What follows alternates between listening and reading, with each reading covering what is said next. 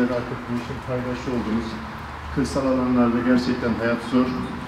Bu zor hayatta üretim yapmak da sizler için biraz daha diğer bölgelere göre daha zor. Bunun farkındayız. Sizlerin yaşadığınız bu zorlukları ortadan kaldırabilmek için de gerek bakanlığımız bütçesinden, gerekse bakanlığımızın paydaşı olduğu projeler kapsamında yürüttüğümüz projelerden sizlere destek vererekten sizlerin bu dezavantajlı durumda olduğunuz pozisyonu biraz daha azaltaraktan üretime daha fazla katkı sunmanız için de arkadaşlarla birlikte elimizden geleni yapmaya çalışıyoruz. Bugün de İFAR projesi kapsamında, kırsal dezavantajlı alanlar kalkınma projesi kapsamında göçer hayvancılıkla uğraşan sizler gibi böyle birbirinden değerli, birbirinden üretken, birbirinden ülke ekonomisine, kendi ailesine daha fazla nasıl katkı sunabilirim diye çaba içerisinde olan siz kardeşlerimize güneş enerjisi paneli dağıtaraktan bulunduğunuz ortamda çocuklarınızla, çalışma alanınızda, kırsal alanda daha rahat yaşayaraktan, daha rahat bir şekilde üretime katkı sunmanızı sağlamak bizim ülke olarak şöyle bir hedefimizin olması gerektiğine inanıyorum. Kişi başına bir tane küçükbaş hayvan.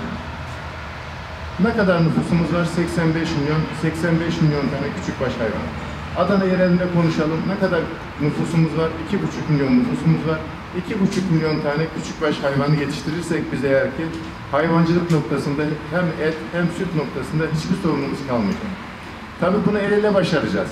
Büyük komplekslerin dışında sizlerin sahada tek tek işte kendi ailenizin ihtiyacını karşılayacak şekilde, bulunduğunuz ilçenin ihtiyacını karşılayacak şekilde, kendi ailenizin dışında insanların da olduğunu, onların da farklı işlerle meşgul olduğunu, onların et ve süt ihtiyacını sizlerin karşılayacağını düşüncesiyle bu refleksi göstererekten üretimi yaptığınız zaman inşallah biz bu hayvancılıkla ilgili et ve süt sorununu tamamen ortadan kaldırmış olacağız.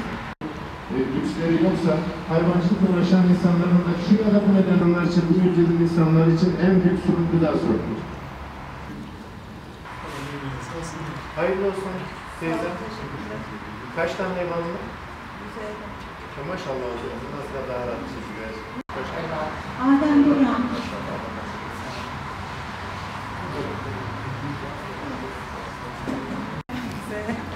Teşekkür ederim. Bunlar da doğal mı? Sen mi yazılıyorsun?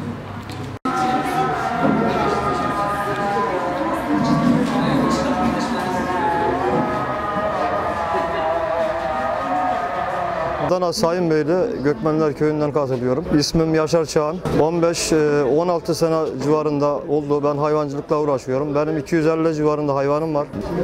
Yani çok işime yarayacak bir şey. Yani bana göre çok faydalı bir şey. Allah bin kere razı olsun. Biz kırsal bölge olarak çok yüksek yerlere çıkıyoruz. 2500 civarlarında, 2500 ondan sonra 2800 civarlarında kırsal bölge elektriğimiz, herhangi bir elektriğimiz yoktu abi. Şu anda elektrik ihtiyacımızı karşılayacak şekilde panel veriliyor. Hepsinden Allah razı olsun bin defa. Hepsine teşekkür ediyorum. Ben Adem Boran.